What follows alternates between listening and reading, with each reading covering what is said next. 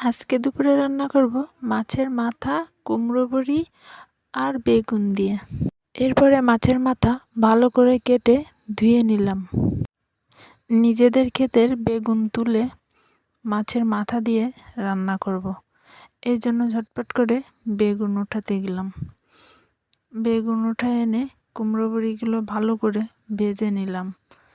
কুমড়ো বড়িগুলো ভালো করে ভাজা হয়ে গেলে তরকারিগুলো কেটে নিলাম। বেগুন আর আলু ভালো করে কেটে ধুয়ে রাখলাম।